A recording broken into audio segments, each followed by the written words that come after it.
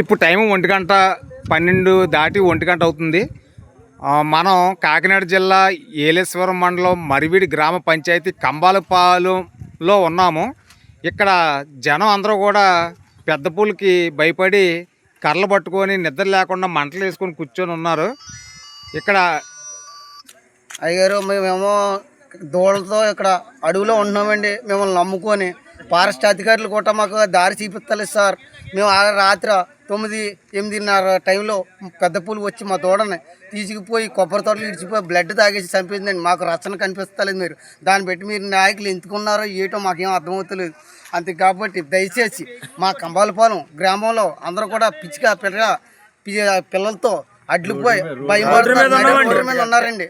అంతే కాబట్టి మీరు ఏం చేస్తారు కాపాడాలండి. మీరు దాని గురించి దయచేసి నాయకులు రావాలండి. ఫారెస్ట్ అధికారులు అందరూ కూడా రావాలండి. ఎన్టైమ్ రిపోర్టర్ చంద్రశేఖర్ మాట్లాడుతున్నాను. ఇప్పుడు టైము 12-1 అవుతుంది. ఏలేశ్వరం మండలం మరివీడి గ్రామ పంచాయతీ కంబలపాలెం ఊళ్ళో ఒక దూడ మీద పులి అటాక్ చేసి కొబ్బరి తోటలోకి ఈడ్చిపోయి చంపేయడం జరిగింది. అయినా సరే ఇక్కడ ఒక్క ఫారెస్ట్ అధికారి కూడా ఎవరు లేరు. ఎక్కడికక్కడ సిగ్నల్ చూపిస్తున్నాయని చెప్పేసి పులి ఏలేశ్వరం మండలం మరివిడి గ్రామం మీదుగా వస్తుందని వాళ్ళు హెచ్చరికలు జారీ చేసినప్పటికీ సాటింపు వేయించారు. వేయించిన తర్వాత కూడా వాళ్ళు ఎవరు ఇక్కడికి రావడం జరగలేదు.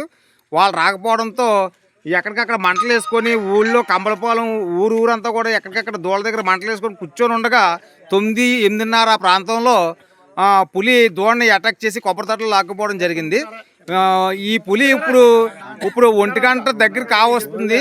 ఈ పులి ఇలాగా కాకినాడ జిల్లా ఏలేశ్వరం మండలం మరివీడి గ్రామ పంచాయతీలో మరివీడి ఊరి మీద కన్నా రావచ్చు, కమలపాలెం ఊరి మీద కన్నా రావచ్చు అన్న ఉద్దేశంతో ప్రజల ఆందోళనలో భ్రాంతులతో రోడ్డు మీద నిద్ర లేకుండా పడిగాపులు కాసుకొని ఉన్నారు. వీళ్ళ మాటల్లో ఏందాం ఏమండి. ఇప్పుడు ఇందాక 8:30-9 ప్రాంతంలో పులి వచ్చింది అంటున్నారు కదా.